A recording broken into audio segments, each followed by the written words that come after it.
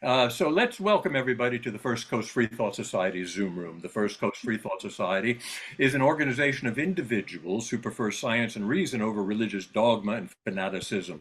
We've enjoyed the non-religious community of Northeast Florida and beyond since 1998. We are also the Jacksonville chapter of the American Humanist Association. We are in the happy position to celebrate the First Coast Free Thought Society's 25th year. We hope you'll join us at the Olive Garden on Phillips Highway in Jacksonville Monday evening, December 18th at 6:30 p.m. Should be good conversations, food, drink, and a few laughs too. Look forward to seeing you there. You can RSVP at our website at the meetup link that we have on the home page of our website. We're on Facebook, X, Meetup, Instagram, and YouTube. We meet socially through our secular Sunday gatherings in the park, our book and movie discussion groups. Then there's the Free Thinker newsletter, to which we invite your readership, your feedback, and your submissions. You may learn more at our website, fcfs.org. I got a question for the floor. Is there anyone new here to the First Coast Free Thought Society? If so, may I ask, how did you learn of us? Are you new? If you are and you're willing to speak, please unmute yourself and raise your hand and tell and share if you're willing to. I see Isaac. Isaac Freeman. Hi, Isaac. Welcome. Hello. Good afternoon. Good evening. I think Yeah, in Florida. I'm currently in California. I'm moving to Jacksonville in a few weeks, and I was in a group similar to that, mostly in person in Columbus, Ohio. And I was looking for something that has the same theme, same ideas, more or less same people with the same mindset. So this is how I found this group through Meetup, and hope to enjoy here. Well, welcome, Isaac. I appreciate it very much that you were here. Thank you for sharing. Anybody else who is new that cares to share? No requirement to do so, but I'm interested if you have a few words that you'd like to share with us. If not, we'll see no other hands. So welcome everyone. We are all volunteers, yet we do incur some expenses, largely promotion. We are promoted online, on the radio, and in print. If you know of a viable place for us to promote, please share it with us. We also have some associated costs for our website and fees for regulatory compliance as a 501c3 charitable organization. So if you're able to offer a membership donation of a $20, $50, or any dollar amount, you'll be part of the reason that we are able to continue our public outreach. We're tremendously grateful for all who have become members and made donations. We need you and we appreciate you. Next month, Monday, December 18th, we will gather in person for our annual Human Light celebration held at the Olive Garden on Phillips Highway in Jacksonville. We hope you'll join us. Please RSVP at our meetup page. The link is on our website. Then in January 15th, Monday, most of our meetings are Monday evening, 2024, we'll begin the year with our third Free Thought, Free for All. No guest speaker, no holds bar, no topic is off limits, just us to discuss whatever comes to mind. We have several great guests lined up for 2024, including singer-songwriter activist Holly Near, Dr. Adam Rosenblatt, biology professor at UNF, to discuss climate change, Florida State Representative District 13 Angie Nixon, and Seth Andrews, the thinking atheist. Sign on to our meetup page, sign up for our newsletter and email announcements. Stay in touch. Now tonight, we are pleased to welcome a renowned expert on hate groups, Mark Potok, who will offer a presentation titled The Rising Tide of American Antisemitism. Mark Potok is an experienced and dynamic speaker on hate groups of all kinds, radical ideologies, hate crimes, and anti-government movements, and right-wing terrorism. He is the director of the Far Right Analysis Network. For 20 years, Mark was a senior official at the Southern Poverty Law Center, an internationally known anti-racist organization. Mark left in 2017 to become a senior fellow at the Center for Analysis of the Radical Right. He's been on many national network news programs and cable news networks debating and explaining the troubling issues surrounding hate. Please use the Zoom hand raise feature found at the reactions button to raise your hand during the Q&A. Should you prefer, you may message a question via the Zoom chat. Let's mute the mic until it's time to speak. Please know we are recording the presentation for posterity, which will also be uploaded to our YouTube page. We are open to the public, so we don't know what might be said during our discussions. Sometimes we cringe, sometimes we nod in quiet approval, and sometimes we hope the questioner will get to the point, and sometimes we cheer, all part of an eclectic group. Let's begin by appreciating Mark Potok for graciously offering us his time, his expertise, and his insights about anti-Semitism, hate, and more. Mark, we are all yours. Thank you.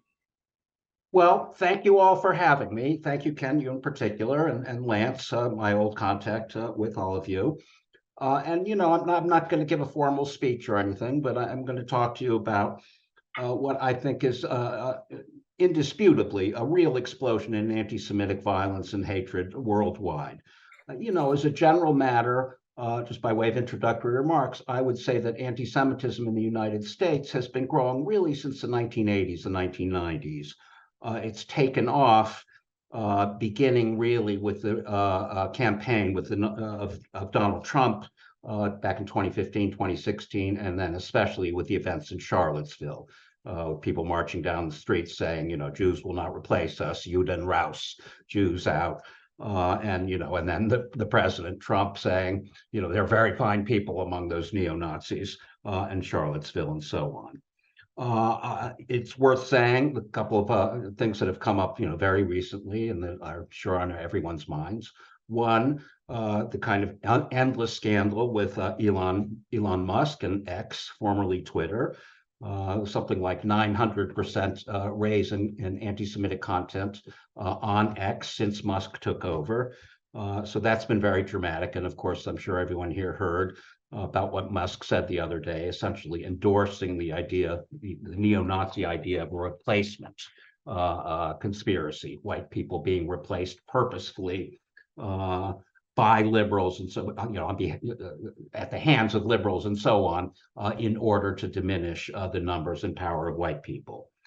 And then most obviously of all, since October 7th, the Hamas incursion into Israel and the killings of 13,000 Palestinians in response. And let me just say parenthetically that one thing we see when you track anti-Semitism is that anti-Semitic incidents and violence invariably go up when Israel is involved in some conflict in the West Bank, in southern Lebanon, and on Gaza Strip, or wherever it may be.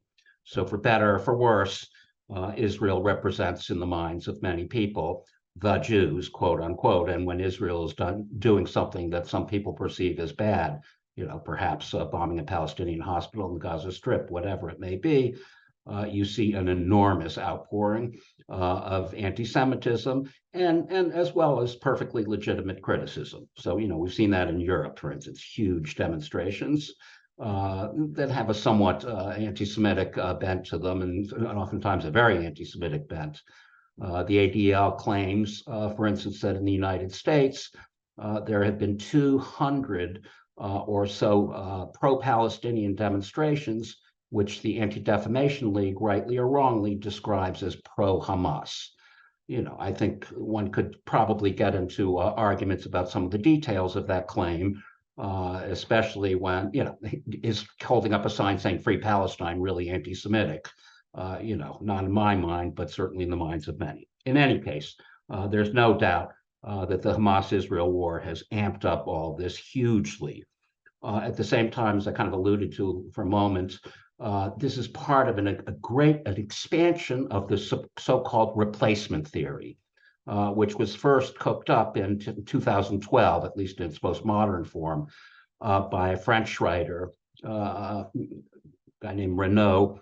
And what the replacement theory essentially says is that liberals, very often construed as Jews, right, are promoting immigration and promoting miscegenation, mixing of the races, and promoting all kinds of things to give minorities in American society and other societies power in order to destroy the power of white people. And sometimes this is expressed as a Democratic Party plot. But in any event, the idea is that wicked traitors, that would be people mostly like all of you, not to mention me, are trying to make immigrants feel welcome and so on. This is all part of a plot to do in white people and their privileges. Also, just by way of introduction, we've had years and years and years now of American politicians becoming more and more openly anti-Semitic. You hear it when you hear Trump talking, for Trump doing an ad with showing Hillary Clinton sitting on top of piles of cash with stars of David around her, or you listen to Marjorie Taylor Greene, blathering on about Jewish space lasers, and it just goes on and on and on. I mean, I could sit here and read you an endless series of quotes from leaders, important people in our society, which are plainly anti-Semitic. In any event, overall, I want to say that, as a general matter in the United States, anti-Semitism historically has been much less of a problem, certainly than in Europe. There was, very little or no clerical anti-Semitism in this country. And really, although we always did have anti-Semitism, it was a very minor strain in American society for much of our history. That's been changing fast for reasons I've just touched on very, very briefly. It's become kind of dramatic in the last 7 or 8 years. Let's remember, that right after Trump was elected and about to take office, a neo-Nazi by the name of Richard Spencer gave a speech in a building very near the White House, in which he concluded, "Hail Trump, hail our people, hail victory." To which many of his audience responded with the Sieg Heil salute. It's worth pointing out for anyone who might not know it that "hail victory" in German is Sieg Heil. In other words, Spencer was an open neo-Nazi, openly appealing to the American people with those kinds of ideas. At around the same time, right after Trump was elected, a guy named Andrew Anglin, a neo-Nazi who runs a website called the Daily Stormer, which the name of which is taken from Der Stürmer, which was a violently anti-Semitic newspaper in Nazi Germany run by Julius Streicher, who was later hung at Nuremberg. In any event, Andrew Anglin, responding to the election of Trump, was frothing at the mouth. He described Trump as, quote, "our glorious leader." And it went on from there. And now we're in an even worse place than we were during the Trump presidency. The question I'm trying to answer in this talk is, what's happened? How did we get here? Why is anti-Semitism such a big deal in the United States, in particular at this time? I want to sort of briefly zoom over a lot of history. So let me just start by saying, real anti-Semitism begins with clerical anti-Semitism, generally Christian anti-Semitism directed at the Jews. A lot of this stems from Paul in his second letter to the Thessalonians of the New Testament, writing to the Thessalonians that the Jews, quote, "killed the Lord Jesus and the prophets and drove us out," that the Jews are, quote, "displeasing to God," that they, quote, "heap up their sins," and that the wrath of God is upon them. And then the rest, I'm sure, most of you know the ideas of Jews starting poisoning wells and causing the bubonic plague, the Black Death that killed so many millions of people in Europe, the idea of the blood libel, that Jews would steal away Christians' children and bleed them and use the blood for making matzah and so on, the infamous blood libel. Martin Luther, of course, the founder essentially of Protestantism, writing on the Jews of their lies, that we Christians should burn synagogues, homes, confiscate property, that Jews are the devil's people, that they are poisonous envenomed worms who should be slain, and so on.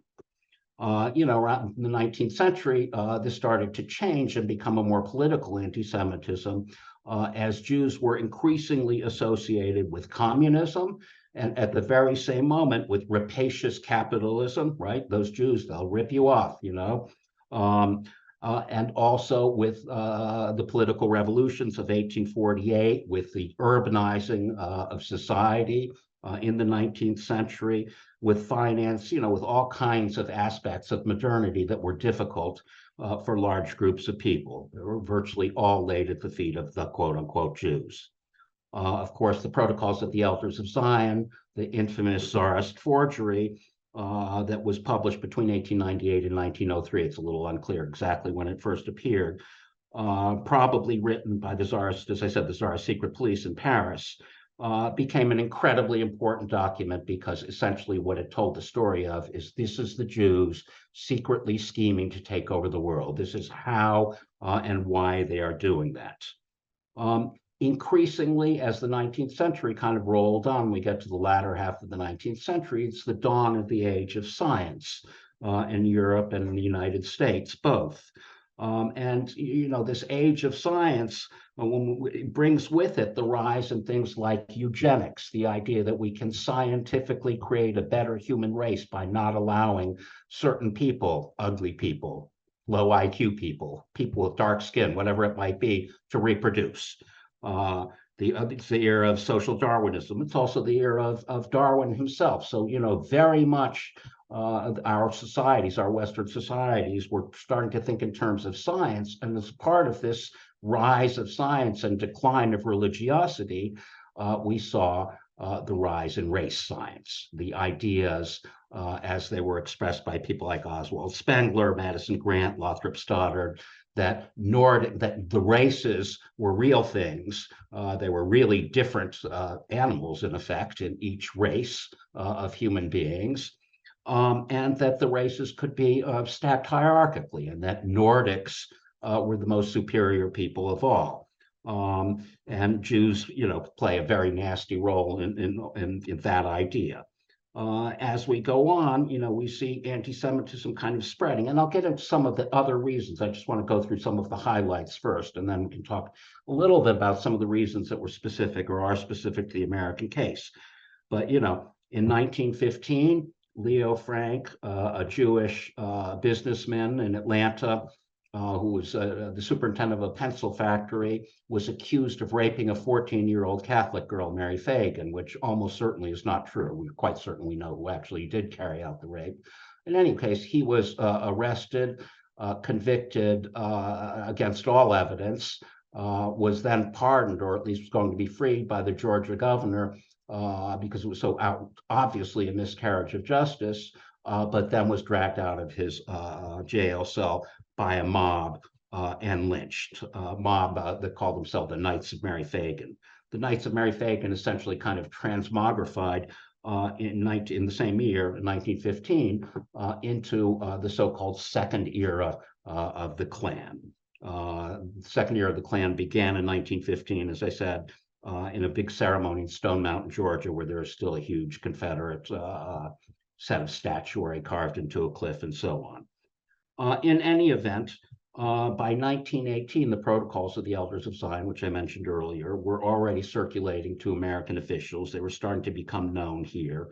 In 1921, the New York Times did a big expose showing that the protocols were almost definitely, I'm sorry, the Times of London, not the New York Times, was almost certainly a forgery and had nothing to do with reality, but that really didn't make a lot of difference. This was spreading out. The ideas of the protocols were spreading fairly quickly through American society. And of course, this is now at a time, 1920s, 1930s, when fascist movements are beginning to pop up all over Europe and in the United States as well. It wasn't as bad a situation here, but we had many proto-fascist groups before the Italians and the Germans took fascism to new heights. It's worth remembering, perhaps, that the largest Klan in American history was in 1925, when there were some 4 million members, as opposed to 1,000, 2,000, perhaps today. So this was a time of real reaction against changes that were happening in American society. The Second Era Klan was not focused on the alleged evils of Black people, but instead was almost entirely focused on the immigration of Catholics, right, into a country that at that time was overwhelmingly dominated by Protestants, and of Jews, another religious minority. 1920 to 27, Henry Ford, the automaker, published a series in a newspaper he owned in Dearborn, Michigan, called the International Jew, which was this huge, essentially it was the Protocols of the Elders of Zion written in a different form, a series of articles which purported to tell what the Jews were really up to, and so on. So by the early 30s, or really by the mid 30s, there were over about 100 anti-Semitic groups in the United States, rather small, but nevertheless, that's quite a few given the ideas that they were pushing. And of course, there were groups like the German Bunds. There were people like the radio priest Charles Coughlin, William Pelly, who led a group called the Silver Shirts, Gerald F.K. Smith led the American First Party.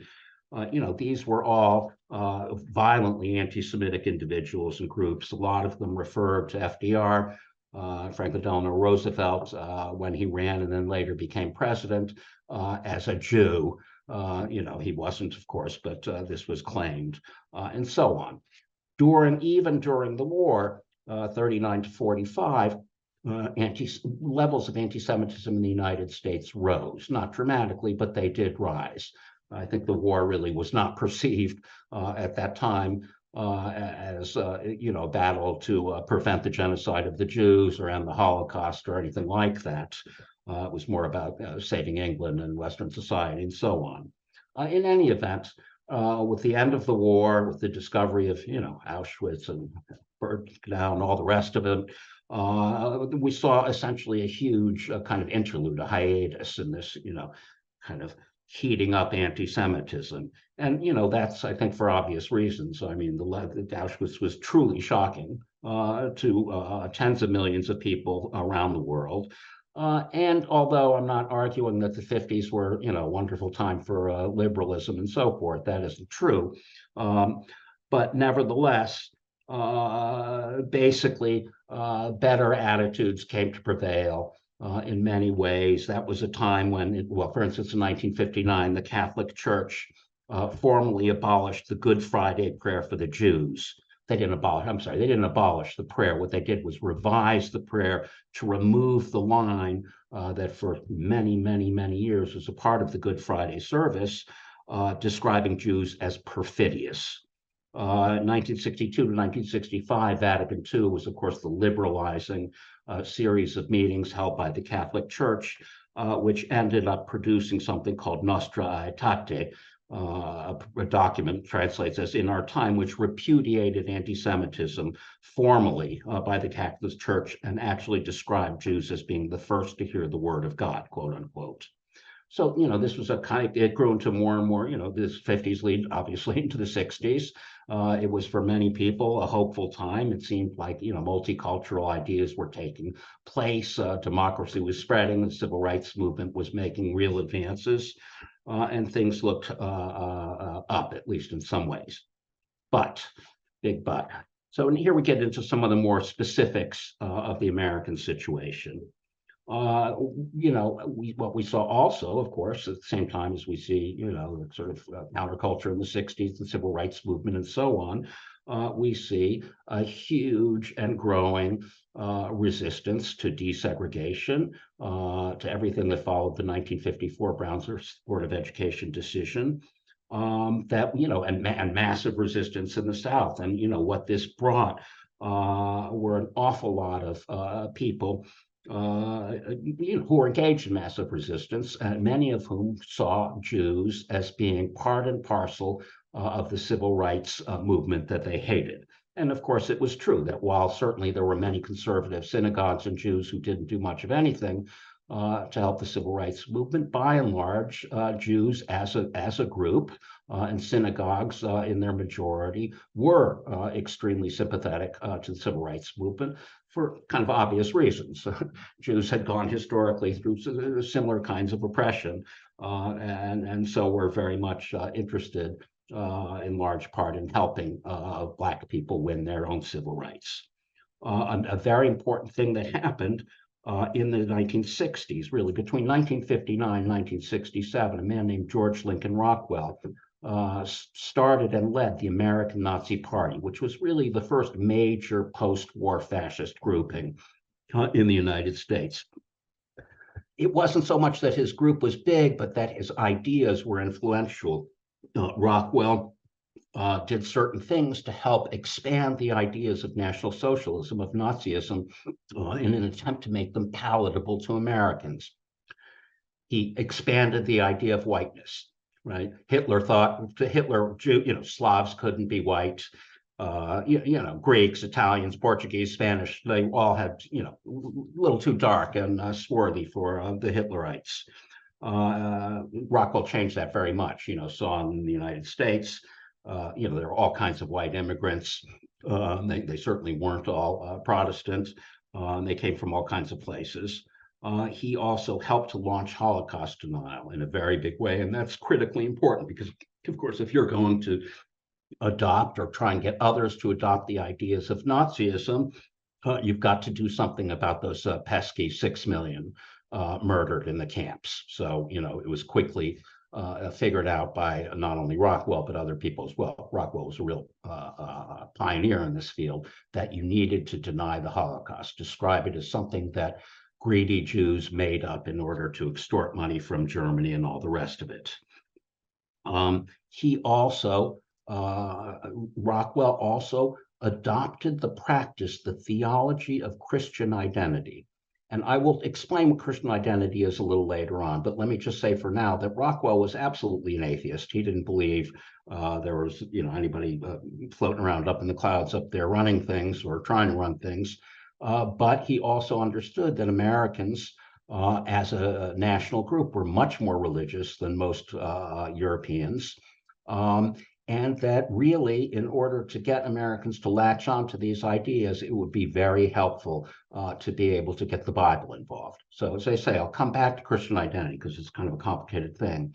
But that is a theology that grew and spread through Klan and other groups in this country to the point that by the 1980s, probably half the groups on the extreme right, on the radical right in the United States were Christian identity believing. And I'll just say by way of preview that Christian identity identifies Jews as the principal malefactors, in the universe. They are the people doing everybody else in. Like I said, I'll come back to that in just a moment. So let me talk. So what really happened during this century was that we saw, while I said the Second Era Klan was, they were mainly about Catholics and Jews, especially Catholics. Nevertheless, it wasn't until the 80s, the 1980s, that we really began to see what I would describe as a Nazification of the American radical right, because the American radical right has always been principally anti-Black. That's been the main focus, also anti-immigrant, all kinds of things, anti-Semitic, anti-Catholic, but overall it's been anti-Black. So, what was it that really did Nazify the American radical right and the groups within it? And I would say there were a number of things. One of those is a series of conspiracy theories, which are embodied in things I've already mentioned, like the Protocols of the Elders of Zion, the International Jew, Henry Ford's newspaper series, Mein Kampf, Hitler's, description of his quote unquote struggle. Also other conspiracy theories which accused the Jews, quote unquote, of organizing a meeting on Jekyll Island in 1910, which resulted in ultimately taking the United States off the gold standard. Also the creation of the Federal Reserve Bank in 1913, in which a man named Paul Warburg was a principal character who was Jewish. And, this was all pictured as plots to steal from the American people, to steal the worth of their money and so on, especially by taking the country off the gold standard. Another thing that I think is, key to the Nazification of the radical right is, as I've just mentioned a few minutes ago, Christian identity. And let me just say that this is a theology which it's based on the Old Testament, and it posits the idea that the Old Testament, as it's been translated in the King James Version and other versions, that's all poppycock. That, if we only knew what the real text said originally, if we read the original Aramaic or whatever it may have been, or the original Hebrew, we would know that what happened in the Garden of Eden was not Eve merely taking a bite of an apple from the tree of knowledge in defiance of the orders of God. No, it turns out that what Eve did actually was she had sex, literally sex with the serpent. So Eve, that's the big sin. And Eve is impregnated by Satan in the form of a serpent, and gives birth to Cain. And then Abel, runs over to Adam, shows him this, cool new thing she learned from the devil. That would be sex, and winds up giving birth to Cain and Abel. Cain, in the ideology, the theology of Christian identity, Cain is the first Jew, right? Cain murders his brother. Cain is thrown out of the Garden of Eden. Cain eventually goes on to mate with savage animals out there in the wilds, and thus the race, quote unquote, of Jews is born. And identity says that it recognizes a lot of common things in Christianity, like the second coming, the millennial reign of Christ, his return to earth. But what the identity people say is that Christ will not return to earth until humans, good humans, have wiped out the presence of evil on the earth. And what that means principally is kill Jews. So identity is this unbelievably pugnacious religion, theology, which asks its followers to kill Jews and race mixers and race traitors. That would be white women who sleep with, non-white men, and so on, in order to bring, the halcyon days of Christ's return to earth and the millennial reign and so on. There are some other odds and ends I want to mention that contribute, I think, very much to the rise in anti-Semitism, and that are kind of peculiarly American. One of them, weirdly enough, is another theology called Black Hebrew Israelism. And Black Hebrew Israelism, well, let me go back to identity for 1 second, because one of the key things that they say in identity is that the people who call themselves Jews today and claim to be the descendants of the Hebrews of the Old Testament are lying, right? So this is a key idea, that the real Jews, the real descendants of the Hebrews, identity people say, are white people, right? So it's this theory that the birthright of white people, of Caucasians, as the chosen people of God, as the people who went all through all these troubles in the Middle East and so on, and the people to whom God has made these special covenants, that's them. That's Europeans. That's white people. So to return for a second to Black Hebrew Israelism, it's essentially a Black version of the same theology. It's actually rather different in its details. But what it says, essentially, is that Black people are the real descendants of the Hebrews of the Bible, and that the Jews, the people who call themselves today Jews, are liars, right? And that they've stolen the birthright of Black people. So, this is not nearly as widespread, these ideas, as the ideas of Christian identity are among white people, and yet they're pretty widespread. It's really remarkable how often you'll hear these ideas, a lot of times not presented in very holistic ways. There are little strands of these ideas that are common in the Black community in America. And for whatever it's worth, time and again, studies have shown that anti-Semitism, at least anti-Semitic ideas, are much more prevalent among Black Americans than white Americans, or at least that's been historically so until, right up to the present moment. I mean, who's to say this year or last year, but for most of the last decades. Another factor, another contributor to this terrible list, has been the Nation of Islam. Louis Farrakhan's group, Nation of Islam, essentially puts out, well, you probably know most of this, and Farrakhan has talked about Judaism as a gutter religion and the Jews are evil and so on. But perhaps the most important thing that the Nation of Islam ever did in terms of promoting anti-Semitism, and which it still does today, is to write and then sell a book. In 1991, this book was published, called The Secret Relationship of Blacks and Jews. And what the book claims, essentially, is that Jews were the real architects and major purveyors of the transatlantic slave trade, which, by the way, is completely false. And I'm not saying there were no Jewish slavers, there most definitely were. But the idea that Jews were at the heart of or controlled the slave trade is just patently false. Nevertheless, this book, The Secret Relationship of Blacks and Jews, which is kind of presented in a kind of quasi-academic format. It's got a lot of, it doesn't use slur words. It's got a lot of footnoting. It's basically supposed to appear very authoritative. That's the core claim. And that idea is very widespread. You will hear that very often in the Black community in America, the idea that the slave trade was really, the Jews once more acting to make huge profits at the expense of human beings. The rise of Holocaust denial, I guess I won't go into in detail. I don't think I have all that much more time. But, I will say that from George Lincoln Rockwell on, Holocaust denial has been critically important to the rise in anti-Semitism, and in particular to the rise in anti-Semitism in the United States. It's interesting to note that virtually all the major Holocaust denial organizations in the world are in the United States. I'm sure that there are some organizations in the Middle East and some Muslim countries and so on that may do similar things. Well, there's no doubt about it, that do similar things. But the Institute for Historical Review, which is really the most important Holocaust denial outfit in the world, was formed in California in the 70s, 1979, and still exists today.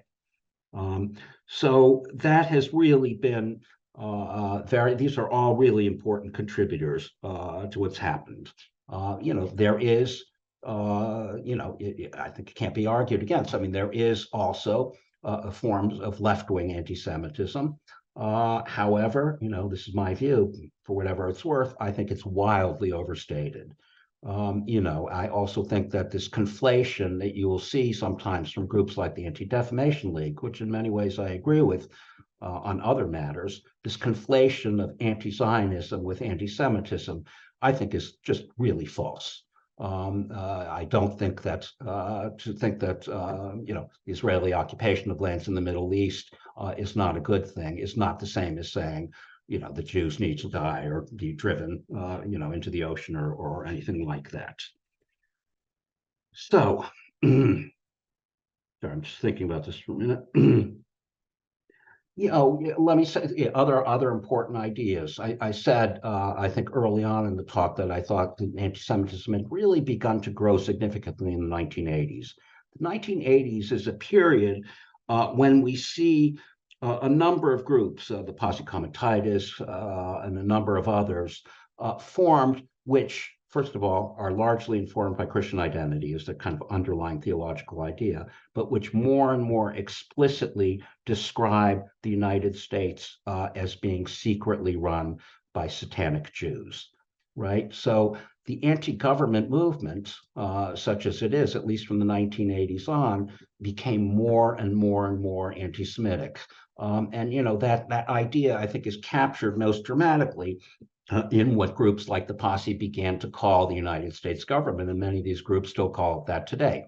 ZOG, Z-O-G, the Zionist occupied government. Right? Our government is not really a government by us. It's been taken over by satanic, or at least very evil and self-interested Jews, and so on. And so here we find ourselves, under the thumb of quote unquote the Jews. That I think also has been incredibly important. And, when we saw the militia movement and, burgeon in the late 80s, the early 90s, and then all that followed, these ideas were transmitted along with a number of other conspiracy theories about what was going on in this country, to the point where, those kinds of things are really very, very widely believed. Another critical thing I should mention, this is jumping back in time just a little bit, but William Pierce was a physics professor who later became head of what was for many years the most important neo-Nazi group in the United States, the National Alliance. Turner formed the National Alliance in 1971, if I remember, maybe 72. But in any event, in 1978, he published a novel called The Turner Diaries. And The Turner Diaries was kind of an action thriller that purported to be the diary of a great Aryan fighter who fought a war against the Jews in the 1980s. And although he was martyred, ultimately white people won and all was well. So it's a kind of hero story about this guy whose name is Turner, Earl Turner. It depicts him, like I say, in heroic fashion. Well, at one point in the book, near the end, they use nuclear bomb on Israel, and that's it for the Jews. In any case, another key piece I think I should mention is, just to go back for a second, Hitler said in Mein Kampf that what he sought to create was a, quote, anti-Semitism of reason. Of course, that's not what he produced at all. It was very far from reasonable or rational in any sense. And what he wrote, what he said, had virtually nothing to do with any real science at all.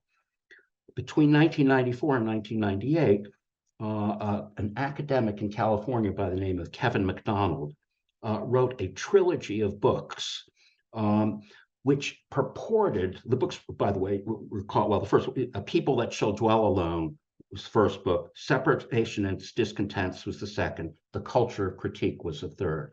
Together, what these books purported to describe in scientific terms, right, no slurs here, lots of footnotes, was the claim that Jews undermine Western societies, generally Christian majority societies, as a genetic, that's the word I'm looking for, they've got to do it, right? The Jews are driven by their genes to undermine Christian societies.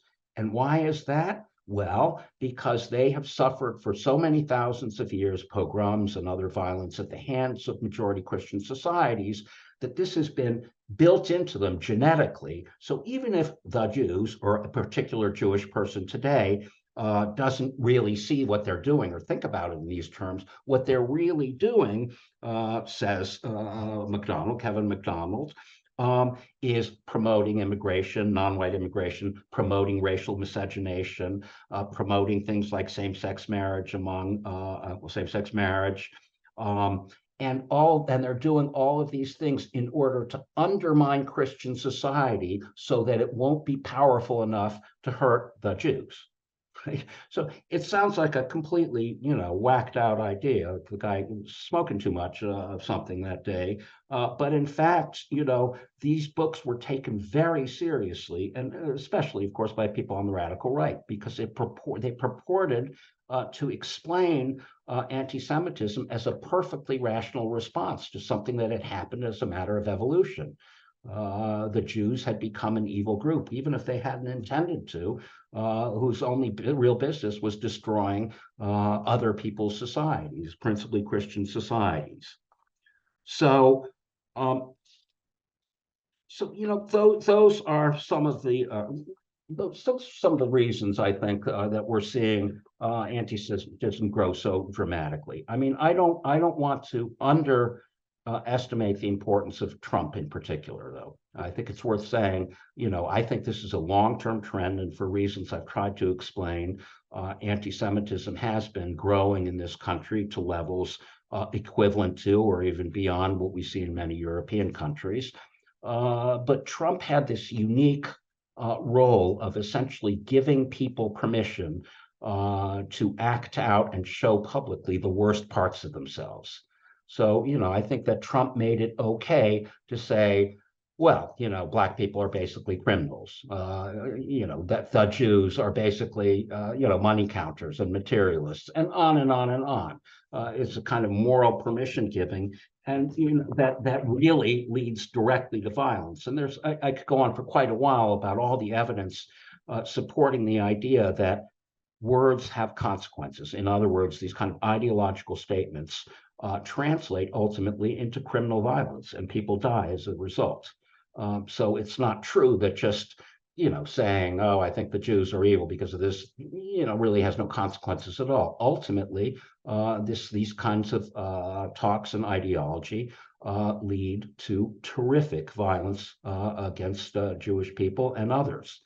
If you think over to some of the mass murders of the last few years in New Zealand, in El Paso, and Buffalo, although one might be, aimed at Muslims or Black people or Latinos, in fact, all of those mass murderers believed that they were fighting the Great Replacement, and that behind the Great Replacement were, quote unquote, the Jews. And of course, there were attacks on synagogues, deadly attacks on synagogues in Pittsburgh and Poway, California, and elsewhere.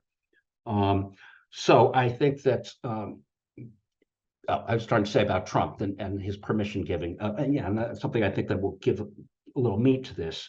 If you look at FBI hate crime statistics, you will see that between 2014 and 2020, which basically covers the period of Trump's campaign. He began campaigning in 2015, so 2014 was the year without Trump in the mix, and of course was in office until 2020. Anti-Jewish hate crimes, again, according to the FBI, went up by 56% in the period of Trump's presidency. So, I guess all of that can't be laid at the feet of Trump. I mean, also other categories of hate crimes went up very dramatically as well. But I say that just to, emphasize the idea. As I said before, words have consequences, and these things, these kinds of ideologies and statements and accusations do lead to violence that end up with people dead. Just to return to Elon Musk for a moment, let's remember the guy has 163 million followers on X, formerly Twitter. And you could be sure that he is influencing those people in many ways. And when Elon Musk says, yeah, basically that's right, that what the Jews are doing is trying to stir up anti-white hatred, he, in effect, along with the people like Tucker Carlson and so on, is endorsing the replacement theory, endorsing the idea that the Jews are involved in a huge plot to deprive you of everything that counts, right? Life, liberty, the pursuit of happiness, your land, your things, your women, your men, and so on. So let me end there. I think it's probably getting near the end of the time you wanted me to spend doing this, and I'd be happy to take questions. And I apologize if I've been sort of all over the map a little bit, but I think there's a lot going on. So thanks for listening. Well, thank you, Mark, for an incredible amount of information that you gave us. You gave us almost the entire history of anti-Semitism in about 40 minutes, skipping over some of the more salient points of 5,000 years ago. But here we are. Are there questions for Mark? If not, I'll start it. Let's start with Isaac then. Isaac, you've got your hand up. Unmute yourself. And if you do have a question, please raise your emoji hand. Go ahead, Isaac.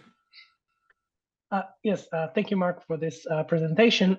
You mentioned the ZOG, and I wanted to ask you, because this is something that I've been thinking about in the past 2-3 weeks. Does the existence of the ZOG appeals more to left-leaning people because now they can blame the Zionists without specifically saying the Jews? And this is why, no? Well, I'm sorry, I didn't mean to interrupt. I'd say no. I've never seen any left-wing person or institution or anybody cite the Zog theory. I mean, it's really explicitly neo-Nazi. So no. I mean, perhaps you've seen something different, but even while I agree there is some left-wing anti-Semitism, no doubt about it. I've never seen the Zog narrative enter that world. I'm asking because the protesters, at least in Europe, they quote the Hamas, not covenant, whatever they call it, their founding document, which refers to the protocols of the Elders of Zion. Right, that's true. Mm-hmm. Like, I don't know if to put them in the group as left wings, because obviously they're not, but people who march with them, some of them are. Do they just march for virtue signaling? Do they march because they actually believe in it? I mean, I don't think I can really intelligently speak to that. I mean, I don't know. I can't say exactly what's motivating people who aren't, Islamists to march and do things like that, endorse the Hamas founding document. The one thing I can tell you specifically is that no, Zog is not the Zionist occupation government has not, at least yet, become in any way part of the discourse of any part of the left that I know of, here or abroad. So sorry to use such a narrow answer, but that's what I know. Mark, do Okay, you thank you. distinguish between anti-Zionism and anti-Semitism? Yes, that's what How? I said earlier. Yeah. Well, I think that to criticize the occupation of lands in which Palestinians lived before, many years ago, is not the same as saying all Jews should die or should be pushed into the sea. So I know absolutely that, the Anti-Defamation League, for instance, with whom I've done much work and have a lot of respect for, does make that claim. Anti-Zionism is anti-Semitism, and I don't think that's true. And I'll say something else. I've been to Israel. I went there about 15 years ago on a journalist. We were invited by the American Jewish Committee and toured the country. And it was a great tour, and one which tried to show us, it was all journalists, different aspects of society in that country. And so we visited with settlement leaders, we visited with Palestinian legislators, all kinds of people. But I'm very critical of Israel. I mean, we went to one elementary school in Jerusalem, in which we were proudly told that Jewish and Arab kids studied together. But it would turn out it was the only school in Israel where we're talking about 30 kids, right? They're the only children in Israel that study together. So, I'm not saying that's entirely the design of wicked Israeli officials, but there we are, and, anyone who drives around the West Bank and through those walls and tunnels and so on, that is a society in trouble for a lot of reasons. And so I don't think it's illegitimate. My God, anybody who reads Haaretz knows perfectly well that there are lots and lots of Israelis who describe Israeli society as apartheid. And whether that's exactly true or not, what is certainly true is that, they're in the hands of a very right-wing administration, prime minister in particular. Violence before the attack of October 7th against Palestinians on the West Bank had been going up and up and up. So I just think those are things that need to be recognized. And none of that's to say, that it's okay to murder and rape and take hostages and, do all the things that Hamas did on October 7th. There's no question. It was, barbarism in the most extreme way. Mm-hmm. Fred, unmute yourself and your turn. You go right ahead, Fred. Okay.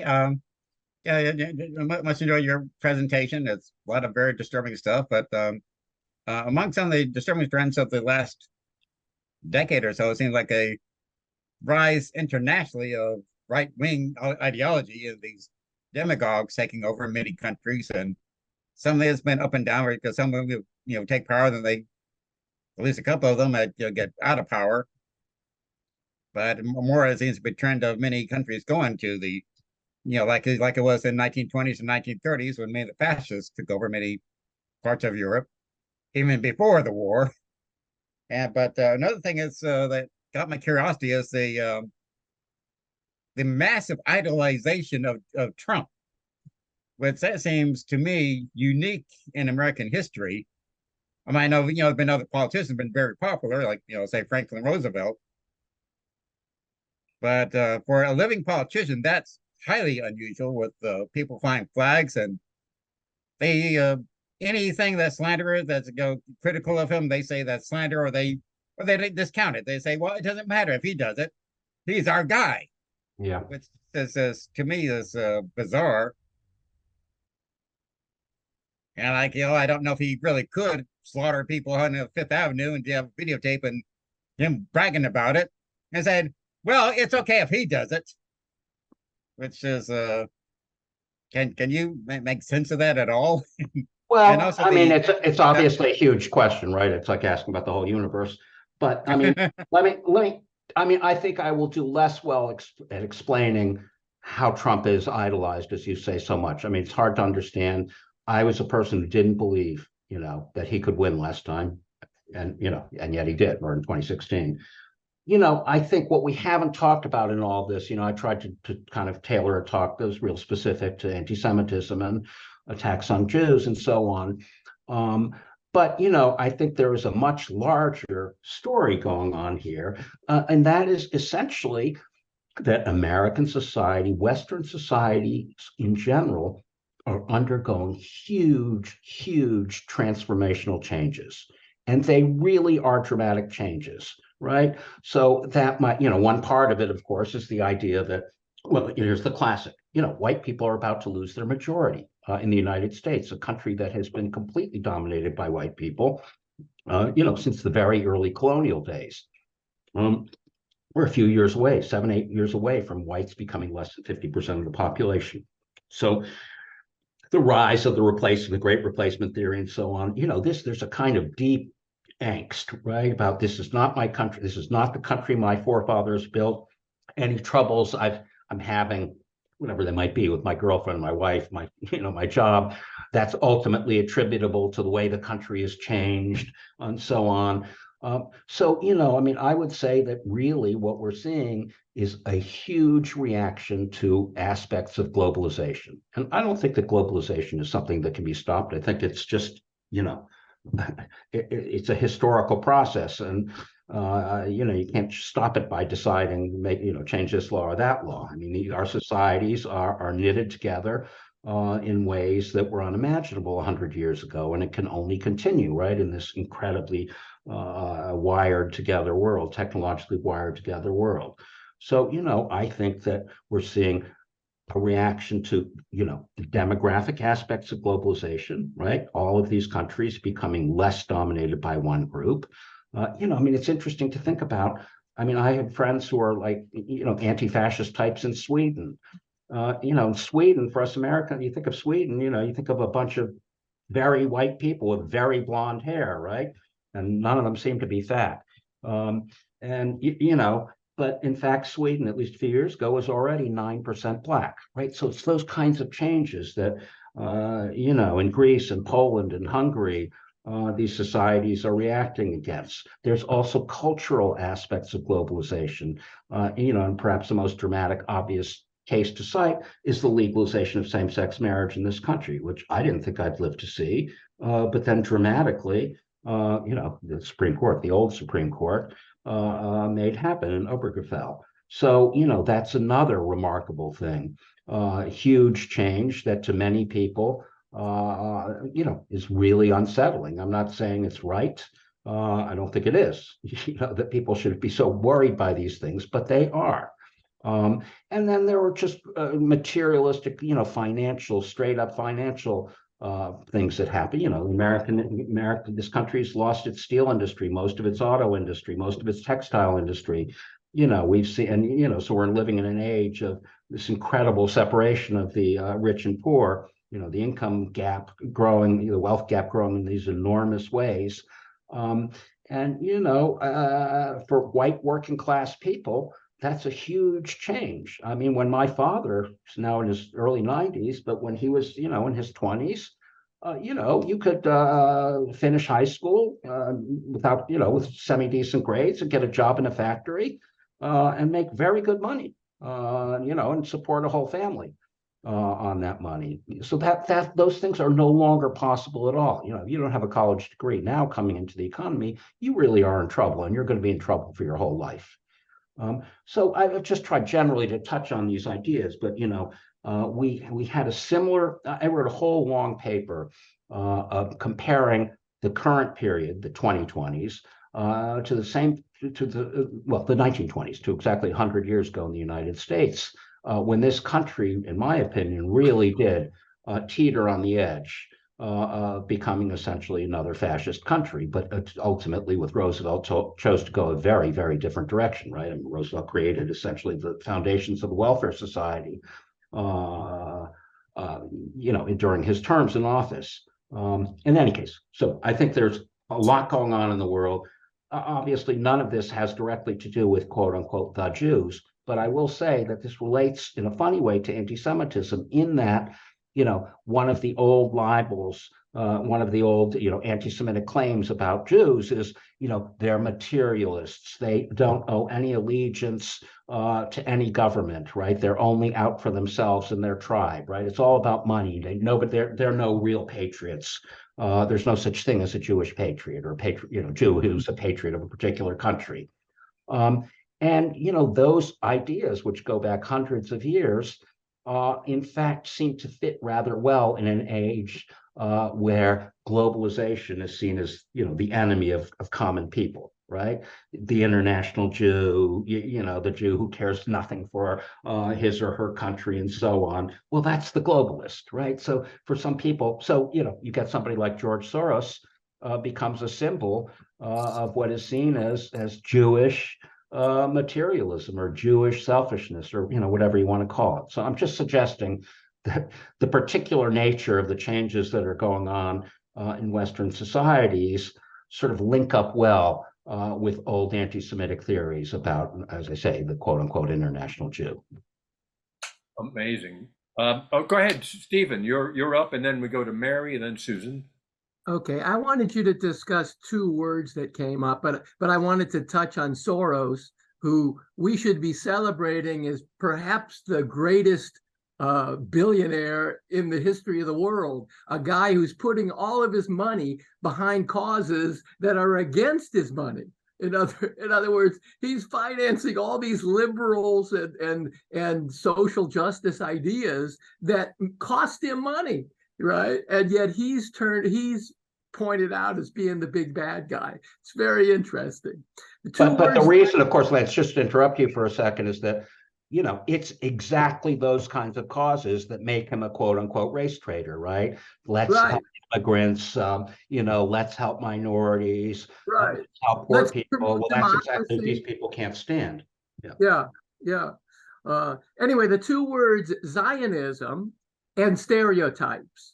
Zionism means, from the 19th century, a Jewish state, a state where Jews could go and not be persecuted.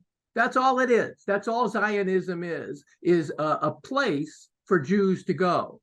After World War II, the Western countries, particularly the United States, felt so guilty that they didn't do anything to help the Jews during the Holocaust that they supported this idea of a Jewish state for a place for the Jews. It's very interesting that now people are saying, well, you can be an anti-Zionist, and that's not anti-Semitic. Are there any anti-Englishites, saying that English people shouldn't have their own country? Well, I think that's a little unfair. I mean, let me just say, I think that's a tiny bit unfair, because I think it's I'm against the fascist government of Netanyahu. Doesn't make me an anti-Zionist. Zionists only mean a place for Jews to live. If you're anti-Zionist, you're against Jews. But as a historical matter, excuse me, Lance, you got to let me talk. Sorry. I mean, to say it's like saying that speak anti-English is, the same as, sort of that, I think is ridiculous. England was a country that was formed over thousands of years, a series of successive invasions and so on. And, the situation of Israel is completely different, right? I mean, there were certainly some Jews in what is now Israel and Palestine before the revolution in 1948. But by and large, the state was created, in a month, right? I mean, there was a revolution. There was, you can argue endlessly about, did the people who leave, were they expelled, or did they leave because, Arab broadcasters on radio told them to leave so that, various countries could come in and wipe out the Israelis? Whatever. I'm just saying it's a different story, right? I mean, I don't think there's a historical analogy. Or maybe you want to say, it would be like saying, I'm not even going to go there. I mean, I was going to say, the Russians moved millions of Russians to the Ukraine. And at the time, the Ukrainians didn't like it very well at all, right? Well, I think the proper analogy, The proper analogy would be Native American people saying, get the hell out of here. This is our country, right? We were here first. Why are there all these Europeans here? You know, there is no anti-white American movement getting white people to leave America. You know, anti-Zionism is anti-Jewish. Okay, well, There's we no can other way to agree look to at it. You disagree can- on that. I'm against the Israeli government. I think Netanyahu is Trump, and he's bad, and the crazy religious people that support him are bad, just like the crazy Christians who support Trump. It's the same thing, but it has nothing to do with Jews, except for that they happen to be Jews. Anyway, I just wanted to bring that up. The other thing was stereotypes. Stereotypes are often accurate. We have to deal with that. When I was teaching sociology, the first thing I did was list stereotypes and say, this is true, this is true, this is true. It is true that African Americans dominate football. Why? Right? The question should be, why is it true? And when you look at the why behind a stereotype, it's a very nasty picture. Right? In the case of American football, it's because of slavery. We bred human beings to be beef cattle. And so those people who are big and strong make good football players, right? And the same with Jewish stereotypes. Why do Jews dominate education and business? And because hundreds of years ago, they weren't allowed to own land. Rich people hundreds of years ago were farmers. They owned land. Jews couldn't do that. So they were delegated into jobs like medicine and education, which weren't high-paying jobs at the time. Well, Today, Lance, I know all that. I'm not sure the point you're making with me, but I know all that. That's true. Is when you look at the fact that Germany had less than 1% of the population was Jewish, and over 30% of the Nobel Prizes won by Germany were Jews. That's a fact. It is a stereotype that Jews are brainy. I don't really know what your point is. What I would say is that yes, it's true that most stereotypes contain some small truisms. Right? Sure. They don't come out of nowhere. That doesn't mean they're right. The why is I don't know what your point is, but it is true that Jews led the communist movement in Europe. It's true that Marx came out of a Jewish background, and it's because of the discrimination and the hatred that they faced for 2,000 years under Christianity that, of course, they're going to be involved in social justice movements, right? Well, that's right. The reason behind the stereotype is important. And again, the black football player is the perfect example. My black students, you could see the hair on their backs raise when I brought it up in a classroom because it's a very uncomfortable thing. But we actively bred human beings in this country to be strong and muscular. And that's still with us. That's part of the DNA of African Americans. If it wasn't true, we'd be recruiting football players from Africa. And we're not doing that because African people are just like anybody else. There's big ones and small ones. And some of them run really well. But other than that, they don't dominate athletics like African Americans. All right. Well, Stephen, I appreciate your points. Mark, you want to respond, and then we're going to move on to Mary. No, I don't really have anything to say to that. I mean, I think I've said, I don't agree with the, any kind of criticism of Zionism as the anti-Semitism. And sure, I agree that there are some aspects of stereotypes, and Lance is right about Jews being forced into certain professions, how Jews become so involved in high finance in Europe because they were the only ones who were allowed to, in fact, enforce it. But anyway, I don't think there's anything more for me to say. All right, that's fine. All right, the questions only get more complicated from this point forward. Mary? Okay, well, I could go on and on, but anyway, I don't know if my computer's going to give out again right away, but anyway, don't know really a whole lot about Netanyahu, but basically in terms of what's going on in the Middle East right now, I'm solidly, behind him, and I'm glad he's as strong as he is in terms of dealing with, I guess, Hamas or whatever. basically in terms we're basically globalization, it's a financial thing. China's long been attempting to be the largest economy and competing with the United States. And basically we are at war, and we have been for some time. At the time of leaving Afghanistan, basically things would have broken out there had we not. Basically, we got Russia in Syria attacking our military installations. We got Iran backing Hamas. And China basically has Pakistan indebted to it. With Pakistan is a nuclear country allied with the Taliban. At that time, Palestine and Israel were having, I guess, an uprising, which basically the world was trying to cut down. And if we had not gotten out of there, basically what's happening in Ukraine would have happened there. Well, it started in Ukraine, and now it's more or less in Israel as well.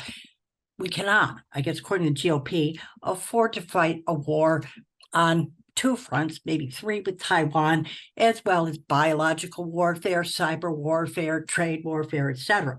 So basically, letting Hamas come back to fight another day is only, I guess, going to continue to be something like Ukraine, where the war just goes on, the suffering just goes on, the draining of our resources just goes on.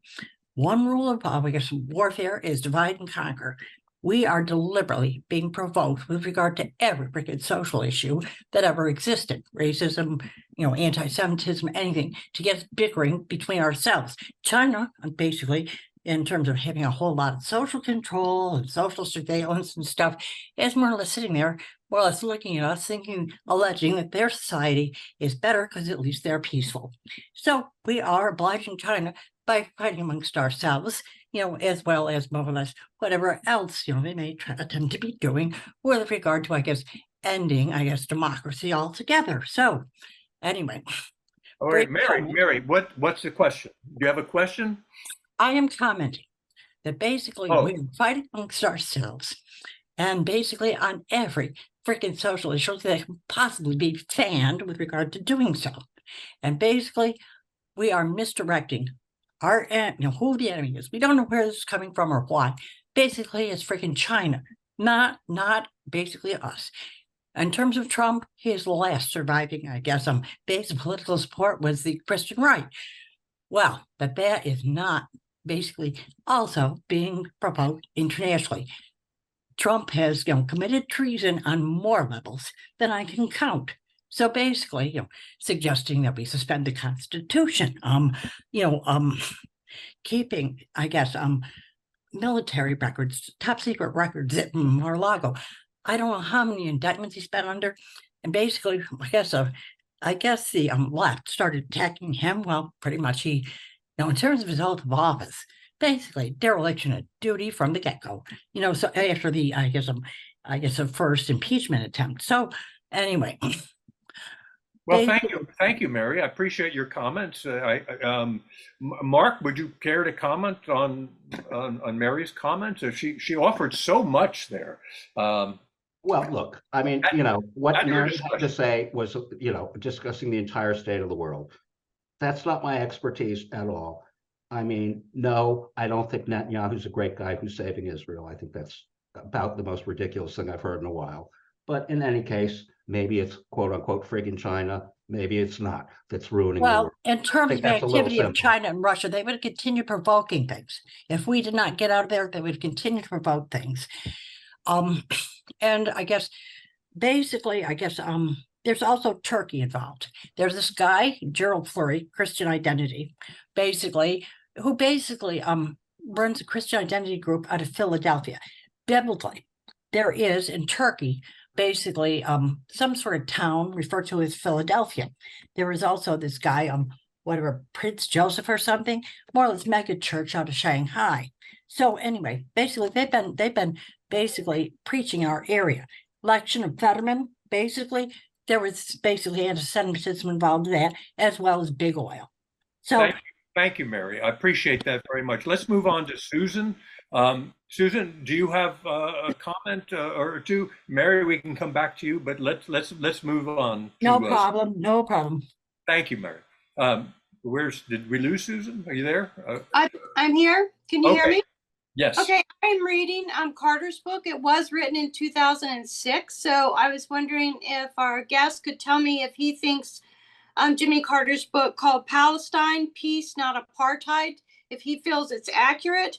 And also, I have two quotes from the book that I'd like for him to address. When I started, I haven't finished reading Jimmy Carter's book. I just started it because the book group has chosen to read it for some reason.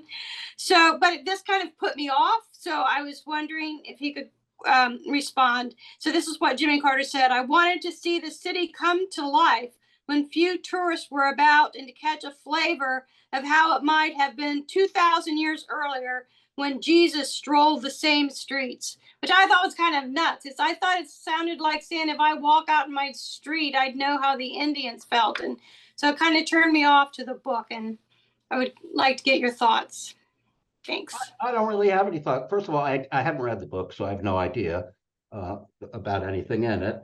I mean, he wants to see the streets as it was 2000. I mean, I don't find that a horrible thing to say. I mean, there's, having been to Jerusalem, there's a huge tourism industry built around the Stations of the Cross and all that. So, I mean, I don't have any opinion on a book I haven't read. But no, I mean, the quote you read me doesn't make me think that, yeah, maybe it's the same as saying, I mean, to me, it's as benign as saying, well, I went to the top of such and such a mountain, or I went to the place where the Navajo Pueblo was and tried to imagine what it was like, before the white man arrived. That doesn't seem like a terrible thing to say. But in any case, I really don't have any strong opinions about what you've mentioned. Well, thank you for responding. Are you okay with that, Susan? Yeah, that was good. If he hasn't read the book, he can't help me out with it. So that's fine. Yeah. He didn't read the book. That's fine. Yeah. And let's take a moment to remember Rosalind Carter. She passed away yesterday or the day before, 96 years old. Terrific woman. I have a couple of questions. I have got a lot of questions, but let me start. Let me warn you that I have to leave soon, within about 10 minutes. Okay. Oh, that's fine. Yeah. I don't want to keep you beyond. So, but let me ask you this: from your perspective, and you spent a lot of your life studying hate, and you presented hate in an anti-Semitic version today. But there's so much more hate that goes beyond just anti-Semitism. So, in your opinion, and based on your knowledge, is hate innate or is it learned, such as the song from South Pacific, Carefully Taught, we gotta be carefully taught to hate and fear. You know that song probably, you probably heard it. I could sing it for you complete, but we only have 10 minutes. But is hate innate? Well, let's skip the rehearsal of the song, which I've not heard, but I believe you. It's a great song. Is it innate? I mean, look, I think that there's no question that people are animals that have fight or flight responses. So, in some cases you feel endangered and you're going to lash out in certain ways. But I think when you get down to the specifics of I hate Jewish people because X, Y, and Z, I hate Black people, I hate immigrants because of whatever, those are very specific ideas, and those are learned. Right? You don't, come out of your mother's womb, with the feeling that Black people are conspiring against you, or, Jewish people, all the rest of it. So I think that's generally what I would say. Yes, there's some kind of biological basis, fear, right? I mean, you're out there in nature, and we're all animals. At the end of the day, we can be killed, we can be hurt. So you have these biological responses. But so what's the antidote to hate? Well, if I knew that, I'd probably be, a wealthy man and sell lots of books. I mean, what's the antidote? I mean, it's, you could go on forever, but I mean, it is carefully, piece by piece, building bridges between various communities. And it's hard work, and it's become only harder in the last 30 years because these huge historical movements are working against that, are working in favor of increased polarization and hatreds within our societies and so on. And, just to add, injury to injury, I guess, climate change can only make all of this vastly worse, right? What's going to happen when millions of people are on the move because there's no water in their country or someone else's country? When certain climates become too hot for people to survive. So, it really, I think the danger is very high of things getting worse and not better for those reasons that are reasons that are objective, right? I mean, the climate is changing in very dangerous ways, and it seems that it can only get worse and probably quite a lot worse. And that, I think, will translate directly into more of these kinds of conflicts. We talked a little bit about Trump and the anti-government organization of, we didn't mention specifically the Proud Boys and the Oath Keepers, but I go back and I think about Oklahoma City and the bombing that happened in the 90s in Oklahoma City, which killed 168 people. And we move forward to January 6, 2020. Were you surprised at January 6, 2020? What was your reaction? Well, yeah, I was surprised. I mean, I sat there and watched it like the rest of the country did, sort of sat in front of the TV all day and watched these guys breaking through police lines and so on. And it was fairly shocking. The Trump speeches before the lips and all of that, in many ways, you felt like you'd heard it before, this kind of violent, lousy talk from this guy. But then to see people smashing the windows of the Capitol building and breaking, and attacking police officers with fire extinguishers and flagpoles and all the rest. That was my reaction. No, I wasn't particularly expecting that. I wasn't expecting it at all. Right. The reason I ask that is because you've been studying this for years, and you've been studying hate groups. Let me ask this: how does one become an expert on hate groups? Well, in my own case, I got a job at the Southern Poverty Law Center. I had written some about Klan groups and so on, but I was not remotely an expert. And you just learn. You read and you study and you learn. And working at a place like the Southern Poverty Law Center, I was constantly reading their publications. I'm sort of historically minded. So, I read very deeply back into the history of the Klan and other groups and so on like this. And I became in the course of a couple of years, I guess, I became basically the SPLC's principal spokesman on these matters, right? On matters of quote unquote of hate or hate groups and so on. And, we were also organizing at that time to do a much more comprehensive listing of hate groups. In other words, to list more kinds of groups than just the most obvious ones, the ones with the swastikas on the flag or the ones with, wearing Klan outfits. And so there was a lot of research going on in my department. I was there for 20 years. And, we built up a huge amount of research. And of course, all of that is part of the learning process. So, it's not like I went to, Hate University and got a degree. I hope there isn't a hate university, but all right.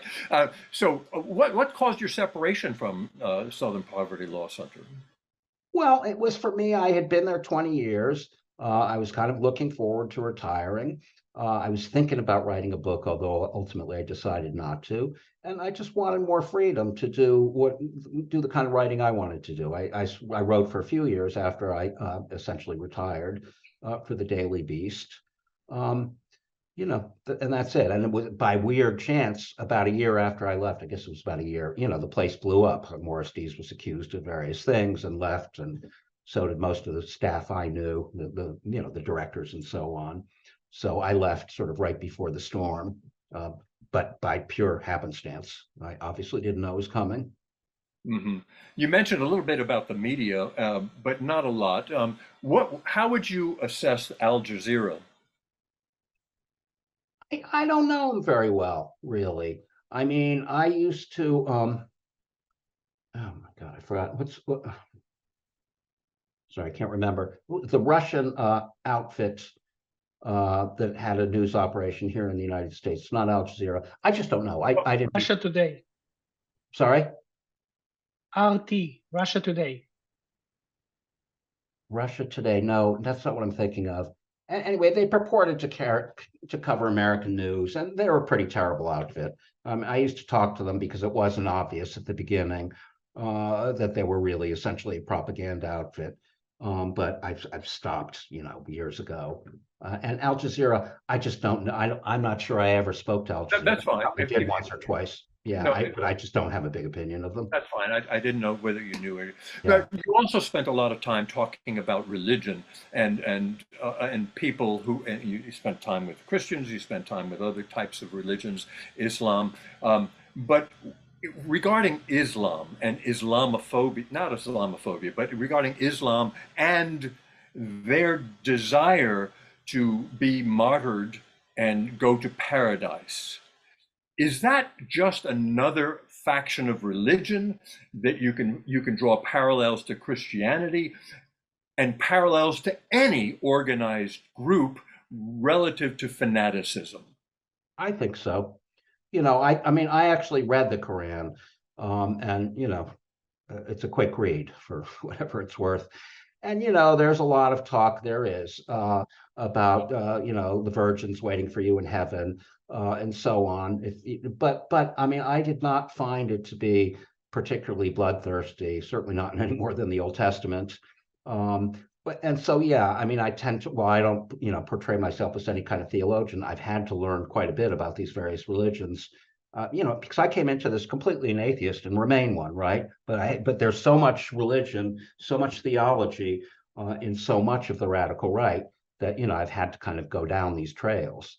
And my short answer to you is no, I didn't find the Quran to be, like I say, a more bloodthirsty book than most others. And I mean, you could look at something like Mormonism, and you can read some fairly amazing things in their texts. Oh, in every religion that I've actually read, I think that's true. Yeah, I haven't. It's amazing fantasy. But okay, that's my opinion. Mark, we're so grateful. Please unmute your mics now. We're running out of time. Mark's getting ready to go, and we're so grateful. And I want to show you, Mark, our appreciation, at least my appreciation. I appreciate everything you've said. You're a great speaker. You got a lot up here, and you got to get it out. When is your book going to come out? You decided not to write it. Why? Well, we'll see. I'm in the middle of a move right now. I can't think about writing books. I've got like a year of tasks in front of me. All right. Well, because that's a big job. That involve things like 2x4s and duct work. So if you had a book, I would have read it and I would have held it up and we might have sold a copy. But never. That's neither here nor there. But I want to really appreciate your time, your expertise, and your graciousness in offering your words. Sure. Let me mention one thing, Ken, that maybe, I mentioned that I wrote an article. First, it was a speech. It was a big keynote speech at the Center for Analysis of the Radical Right. But then I turned it into more of an academic article that's footnoted and so on. And what it is, it's, 20, 25 pages long. But it's the comparison I mentioned earlier of the United States in the 1920s and the United States in the 2020s.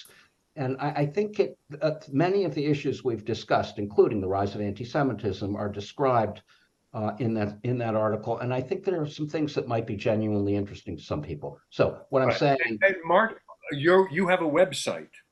You want to talk?